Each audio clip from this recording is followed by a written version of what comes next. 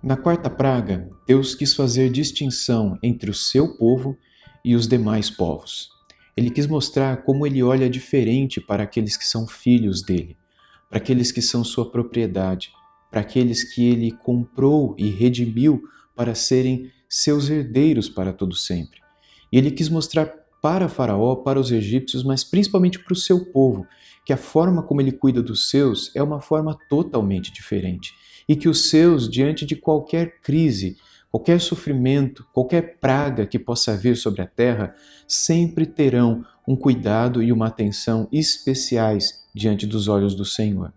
Na quarta praga, Moisés vai se encontrar mais uma vez, junto de seu irmão Arão, com Faraó diante das águas. E eu quero ler para vocês o texto que está lá em Êxodo capítulo 8, a partir do versículo 20, que diz assim: O Senhor disse a Moisés: Levante-se de manhã cedo e apresente-se a Faraó.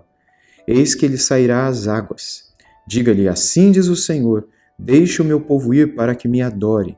Se você não deixar o meu povo ir, eis que eu enviarei enxames de moscas sobre você e sobre os seus oficiais e sobre o seu povo e nas suas casas. As casas dos egípcios se encherão desses enxames e também a terra em que eles estiverem. Naquele dia, separarei a terra de Gósen, onde mora o meu povo, para que nela não haja enxames de moscas. E você saiba que eu sou o Senhor no meio desta terra. Farei distinção entre o meu povo e o seu povo. Amanhã se dará este sinal. Assim fez o Senhor, e vieram grandes enxames de moscas à casa de Faraó, às casas dos seus oficiais e sobre toda a terra do Egito, e a terra ficou arruinada com estes enxames. Mais uma vez, assim como aconteceu na primeira grande praga, Faraó estava diante do rio Nilo, diante das águas, muito provavelmente para cumprir alguns daqueles rituais que lhe eram tão comuns. Rituais de adoração ao deus Nilo, ao deus que representava as águas que representavam a divindade que deu origem a tudo, ao mundo, ao universo, inclusive aos deuses. E mais uma vez Deus quis mostrar o seu poder e a sua grandiosidade enquanto Faraó adorava o seu ídolo Nilo, ele que havia visto o poder de Deus pouco tempo antes sobre aquelas águas, sobre elas se transformando em sangue, depois sobre as rãs que saíram das águas. E mesmo após a terceira praga dos piolhos, ele não deixou de voltar à sua velha prática. Então agora Moisés vai diante dele e diz para ele que Deus mostraria a diferença que Deus faz entre o seu próprio povo e os demais povos. De modo que esse sinal, o sinal da quarta praga, não foi um sinal somente para Faraó perceber e deixar que o povo fosse para adorá-lo, o povo de Israel. Não, foi um sinal principalmente para o seu povo, porque este que habitava na terra de Gósen, desde a época em que José era governador no Egito, há mais de 400 anos antes desta história aqui acontecer, mais de 400 anos antes das pragas acontecerem, o faraó da época de José permitiu que eles morassem naquela região, uma região mais afastada. E Deus mostraria como aquela região não seria afetada por nenhum enxame de moscas, enquanto o restante do Egito seria arruinado.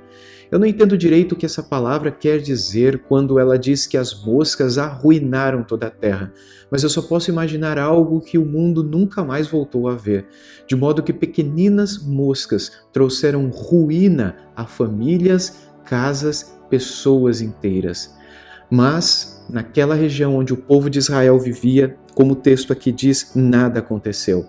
O grande sinal na quarta praga é justamente este: Deus faz distinção entre o seu povo e os demais povos. Deus quis mostrar favor ao seu povo. Deus quis mostrar que Ele sabe quem são os dele. Ele sabe aqueles a quem Ele escolheu. Ele sabe aqueles que lhe pertencem, mesmo que no meio destes vivam alguns que não levem a sério a sua palavra. Quando nós olhamos para a história desse povo, especialmente o envolvimento dela com a quarta praga, eu creio que Deus quer nos chamar a atenção para a forma diferenciada como Ele trata aqueles que estão no meio do povo dele, aqueles que buscaram a Ele, aqueles que pertencem a Ele. Entenda que a praga não deixou de vir porque o povo de Deus estava ali, mas ela veio justamente para que o povo de Deus percebesse que o cuidado de Deus sobre os seus é maior do que o cuidado dele sobre aqueles que não lhe pertencem.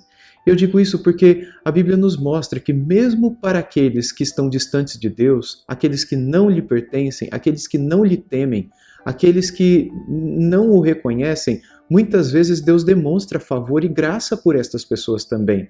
Tamanha é a bondade dele, mas para o seu próprio povo, que muitas vezes desconfia, muitas vezes não acredita que Deus está cuidando deles, ele quer deixar claro. E a quarta praga veio especialmente para que o povo dele não duvidasse. Eu estou cuidando de vocês. Nós não sabemos a razão pela qual, ou as razões, pelas quais Deus permite que sofrimentos venham, que crises, pandemias, epidemias, pragas, pestes assolem o mundo, ou um país, ou uma cidade. Mas uma das razões pelas quais Deus assim o faz é para que o povo dele perceba que durante um período de grande sofrimento e aflição, o seu povo recebe uma especial atenção. O triste é quando o povo de Deus deixa de olhar para os céus e começa a olhar somente para a praga, somente para o vírus, somente para a peste. Ele deixa de desfrutar do cuidado. Ele passa a olhar somente para o que está acontecendo lá fora, sofre antecipadamente, enquanto não percebe que Deus está cuidando dos seus. Deus está cuidando de você. Não importa o que acontece aí fora, não importa o que acontece no mundo, Deus está cuidando de você. Deus está cuidando da sua família. Deus está cuidando do seu povo. Ele sempre deixou claro que a maneira como ele cuidaria do seu povo seria toda especial. E embora muitas vezes para aqueles que não o temem não existe nenhuma esperança, aqueles que pertencem ao Senhor sabem que no final eles receberão a herança, a promessa, aquilo que o Senhor decidiu lhes dar, descanso e paz, numa terra onde não haverá mais doença, não haverá mais dor, não haverá mais morte. Nós só podemos esperar o melhor do Senhor e sabendo que esse melhor não diz respeito apenas ao novo céu e à nova terra, mas a esta presente terra, porque é assim que Deus cuidou do seu povo no passado, é assim que Ele cuida no presente, é assim que Ele sempre cuidará. Este é o nosso Deus. Ele é o mesmo sempre, ontem, hoje e amanhã.